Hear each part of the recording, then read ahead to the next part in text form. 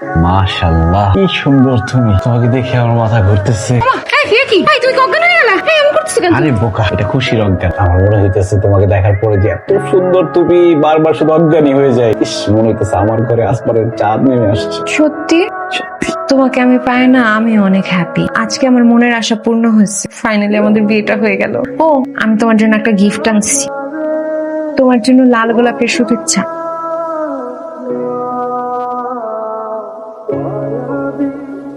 এটা আমি কি দেখতেছি? টাকলার করে টাকা, তুই আমার সাথে এত বড় বাটপারি করছিস, এত বড় বেইমানি করছিস। আমার আর কোনো উপায় ছিল না। ভাই, বিয়ের আগে তুই কার বলছ না যে তোর মাথায় চুল নাই? আমি কি পাগল? আমি যদি বলতাম যে আমি টাকলা, আমার মাথায় চুল নাই, আমার তুমি বিয়ে করতা? তোরে আমি ছাড়ুম না, প্রতারণ, তোর নামে আমি প্রতারণার মামলা দিব। রাইসা, রাইসা, দুলা ভাই। কি হইছে ভাই? আরে কি হইছে? বাসর করে এরকম চিল্লাচিল্লি করতেছ? মাঝে শুনলে কি বলবে? আশেপাশে লোকজন থাকে না? আরে আমার মাথায় টাক এটা জানার পরে রাইসা অজ্ঞান হয়ে গেছে। আল্লাহ, এখন তুমি তারে জানাইছো কেন? আর আমি জানাইছি নাকি? একটা হাতি দেওয়ার সাথে সাথে খুলে পড়ে গেছে।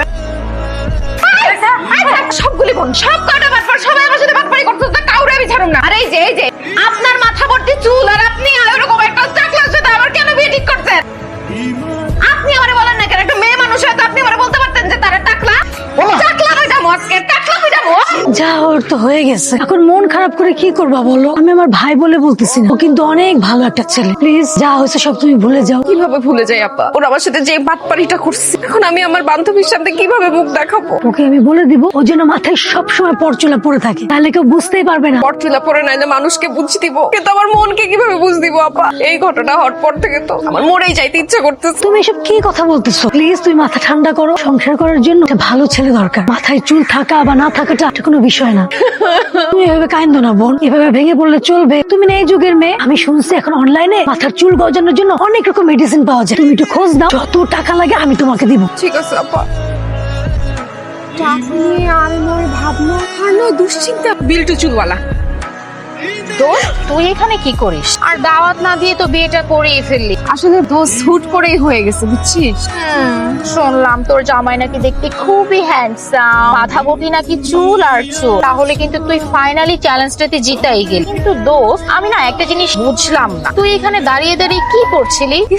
না, দেখি না, এখানে গ্যারান্টি সহকারে সাপের তেল দিয়ে চুল গজানো হয়। আল্লাহ দোস্ত, তার মানে আমারটার মতো দুলা ভাইয়েরও ছাদে মাল নাই না, প্রশ্নই ওঠে না। অবশ্যই মাথায় অনেক চুল আছে আর অনেক সুন্দর আমার জামাই। আমি আসলে এরকম একটা জামাই পেয়ে ধন্য হয়ে গেছি। আমি আসলে নাম্বারটা নিচ্ছিলাম তোর জন্য, দুলা ভাইয়ের যে অবস্থা তার জন্য বেসিক্যালি আমি ভাবলাম যে নাম্বারটা তোরে পাঠাই। না রে দোস্ত, আমি আবার এসব নকল জিনিসে একদমই বিশ্বাসী না। তোর দুলা ভাইয়ের মাথায় চুল নাই তো কোনো সমস্যা নাই, যেমন আছে তেমনই থাকুক। আর আমি তো তোর দুলা ভাইকে দেখেই বিয়ে করছি। আচ্ছা দোস্ত শোন না, আগের সব কথা এখন বাদ। তুই কিন্তু আমাকে বিয়েতে দাওয়াত দেস নাই, কোনো সমস্যা নাই। আমি এখন তোকে দাওয়াত দিচ্ছি, তুই দুলা ভাইকে নিয়ে কিন্তু অবশ্যই আমার বাসায় যাবি।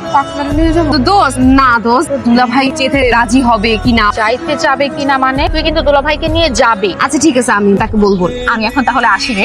ভালো থাকবি।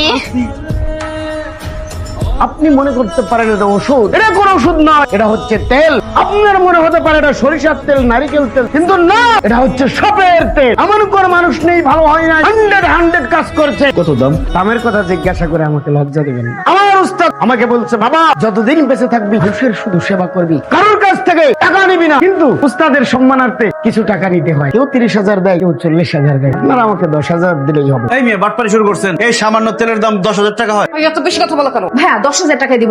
একটা মিনিট দেন, আমি টাকাটা নিয়ে আসি। আপনি যে সাপের বাক্স নিয়ে আসছেন, ভিতরে কি সাপ আছে? নির্বোধ, তুই আমার সাথে কোনো কথা বলবি না। এই যে ভাইয়া, ভাইয়া তেলের নিয়ম কানুনটা। ঘুম থেকে ওঠার আগে একবার দিবেন, ঘুম থেকে ওঠার পরে একবার দিবেন, সকালে দিবেন, দুপুরে দিবেন, বিকালে দিবেন, সন্ধ্যায় দিবেন, রাতে দিবেন। তার থেকে ভালো এটা গিলা খায় ফেলি। এতবার তো দেওয়া সম্ভব না, গিলা খায় ফেলি, মাথা থেকে চুল উঠবে। বেয়াদব, এই বেয়াদবকে এখান থেকে বের হয়ে যেতে বলো, না হলে কিন্তু আমার ওষুধ দিব না। বেয়াদবি করবে না। তুমি এখানে কি করছো? যাও।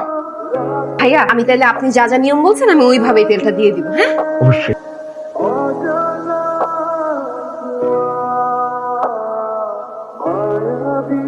যাক দোস্ত, তুই আসছিস এতেই আমি অনেক খুশি হয়েছি। একটা জিনিস খেয়াল করে দেখ, তোর জামাইটাও জামাই, আমার জামাইটাও। আমার জামাইয়ের মাথা ভর্তি চুল, আর তোর জামাই। এই, তুমি এখানে কেন আসছো? যাও। তোমার সবচেয়ে ক্লোজ বান্ধবী আসছে, হাজবেন্ড নিয়ে আসছে। আমি থাকবো না গল্পের ভিতরে, এটা একটু কথা। একদম চুপ, ভালো করে বলতেছি, কথা কি কাম দিয়া যাইতেছে না তোর? ঘরে যা বলতেছি। তুমি তো সবসময় আমার সাথে এমন করো। আরে যাচ্ছি তো, ভালো করে বললে তো হয়, কিছু করে না।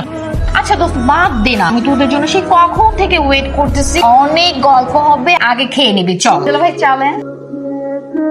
কি হলো? আরে দোস্ত, তুই কি দুলা ভাইকে একটু শান্তি মতো হাঁচি কাশিও দিতে দিবি না? কি ব্যাপার ভাইয়া, কোনো সমস্যা? চুলকাইতেছে। চল খাইতে হবে না, আমরা চলে যাই। দুলা ভাই, আপনি দেখি টাকলা, খুব তো আমাকে অপমান করছিলি। এতক্ষণে তো আমি বুঝলাম যে তুই কেন ওই দিন পোস্টার থেকে নাম্বারটা নিছিলি। একটু লজ্জার কিছু নাই দোস্ত, বাদ দে, থাক। দোস্ত খাইতে দে, থাক দোস্ত। আমার কথাটা শোনো, আর আমার হাত ধরবা না তুমি। তুমি আমার বউ, আমি তোমার হাত ধরবো না তো কে ধরবে তোমার হাত? আর যেই ধরুক তুমি ধরবা না। আমি বাড়িতে চলে যাচ্ছি। চলে যাচ্ছি মানে? চলে যাচ্ছি বলে কি এভাবে চলে যাওয়া যায় নাকি? তো কিভাবে যাব? ঢাক ঢোল পিঠে মানুষে বলে যাব যে আমি একটা বাটপারকে 1 টাকা দেন মোহরে বিয়ে করছিলাম? আর এখানে 1 টাকার দেড় মোহরের কথা কেন আসতেছে? আমি তো তোমাকে কোনোভাবেই ছাড়তে চাই না। কিন্তু আমি চাই একটা বাটপারের সাথে আমি কোনোভাবে সংসার করতে পারবো। তুমি আমাকে অনেক জায়গায় ছোট করছো, আমি আর হাসির পাত্র হয়ে থাকতে চাই না। ঠিক আছে, তুমি যেহেতু থাকতেই চাও না, আমি তোমাকে আর আটকাবো না। তো একটা কথা মাথায় রেখো, তোমাকে ছাড়া আমার জীবনটা এলোমেলো হয়ে যাবে, কারণ আমি তোমাকে ভালোবাসি। ভালোবাসতে থাকো, আমি গেলাম। এই টাকলা, আরে টাকলার দিয়ে মন খারাপ, টাকলার বউ গেছে গা। তোমার বোন এতবার খাওয়ার জন্য ডাকলো, তুমি খেতে গেলে না? কোথা নাই দুলা ভাই, আমি বুঝতে পারতেছি, কিন্তু এইভাবে বসে থাকলে তো হবে না, তোমাকে একটু বাইরে যাইতে হবে, তোমার সাথে মিশতে হবে। বাইরে যেতে ভালো লাগে না, সবাই আমাকে নিয়ে হাসাহাসি করে। দুলা ভাই, রাইসাকে আমি কোনোভাবে ভুলতে পারতেছি না। আসলে আন্টি, যা হওয়ার তা তো হয়েই গেছে। জীবনের যে বর্তমান পরিস্থিতি খুবই এলোমেলো, সে ঠিক মতো খাওয়া দাওয়া করতেছে না, কোনো কাজেই সে ঠিক মতো মন দিয়ে করতেছে না। বিয়ে শাদী যখন হয়েই গেছে, আপনি রাইসাকে যে করে হোক একটু বুঝান। কিন্তু তোমরা যে কাজটা করেছো সেটা তো অনেক বড় অন্যায়। আমাদের সাথে এত বড় প্রতারণা করলে। বিয়ে তো কোনো ছেলে কালা না। আমার মেয়েটা মনে অনেক কষ্ট পেয়েছে, ওকে আমি কি বলবো বলো? ওকে তো আমার বলার কিচ্ছু নেই। আন্টি, আপনি যা বলতেছেন একদম ঠিক বলছেন। আমরা কাজটা একদম ঠিক করিনি, অনেক ভুল করছে আন্টি।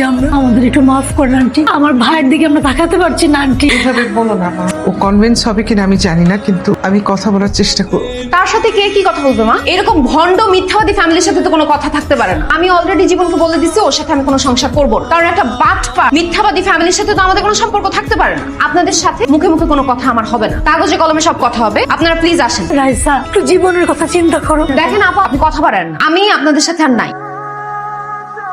আমার মনে হচ্ছে কি তুই অনেক বড় একটা ভুল করছিস মা। ওদের তো খারাপ লাগছে, তোকে নিতে এসেছিল। আর এমনিতে তো জীবন ছেলেটা খুবই ভালো। জামাই হিসেবে এত ভালো ছেলে পাওয়া তো ভাগ্যের ব্যাপার। দেখতে শুনতে ভালো, ভদ্র, শিক্ষিত। মা দেখো, তুমি কিন্তু আমার মেজাজ খারাপ করাইতেছো। তুমি জানো আমি কত দিক থেকে ঠকছি। না পাইছি আমি একটা চুলওয়ালা জামাই, না পাইছি একটা টাকাওয়ালা জামাই, পাইছি কি একটা প্রতারক গরিব। এর সাথে তো আমি সংসার করতে পারবো না। আমি বুঝলাম না এই কথাগুলো তুই বলছিস তো রাগ থেকে, কষ্ট থেকে। একটাবার ভেবে দেখ, সারা জীবন আমি থাকবো না। একটা মেয়ের বিয়ের পরে স্বামীর সবচেয়ে বড় আশ্রয়। আমি না থাকলে তখন কে তোর পাশে থাকবে বল? ও এখন আমি বুঝতেছি তুমি এই কথাগুলো কেন বলতেছো। মানে আমার বিয়ে হয়ে গেছে, এখন তো আমি শ্বশুর বাড়ি থাকবো, আমি বাপের বাড়ি কেন আসছি? প্রবলেম নাই, আমি তোমাকে কোনো বিরক্ত করবো না, তোমার বাড়িতে থাকবো না। দুনিয়ায় বহুত জায়গা আছে, আমি অন্য কোথাও চলে যাবো, এই বাসায় আমি থাকবো না। যা খুশি তাই কর। হ্যাঁ, যা খুশি তাই করবো আমি।